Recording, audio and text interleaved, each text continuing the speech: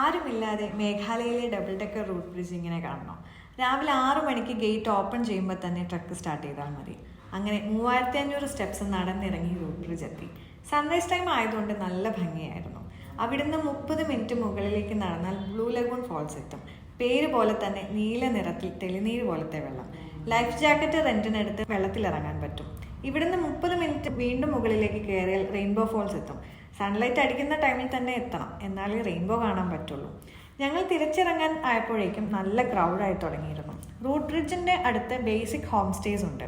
തലേന്ന് വന്ന് നിന്ന് ഏർലി മോർണിംഗ് എണീറ്റാലും ഇങ്ങനെ ക്രൗഡ് ഇല്ലാതെ എക്സ്പ്ലോർ ചെയ്യാൻ പറ്റും. ഞങ്ങൾ സ്റ്റേ എടുത്തില്ലായിരുന്നു. തിരിച്ചിറങ്ങുമ്പം 6 മണിക്ക് മുമ്പ് തന്നെ ഗേറ്റ് എത്താൻ നോക്കണം, കാരണം ഗേറ്റ് ക്ലോസ് ചെയ്യും. ഞങ്ങൾ ഏറ്റവും നിയറസ്റ്റ് ടൗണായ സൊഹ്റയിലായിരുന്നു സ്റ്റേ എടുത്തത്. 500 രൂപ മുതൽ അവിടെ റൂംസ് അവൈലബിൾ ആണ്. പിന്നെ ഈ കഫേ സൊഹ്റയിൽ ഉണ്ടായിരുന്ന 2 ദിവസവും ഡിന്നർ ഇവിടെ നിന്നായിരുന്നു. അഫോർഡബിൾ റേറ്റിന് ദ ബെസ്റ്റ് ഫുഡ്.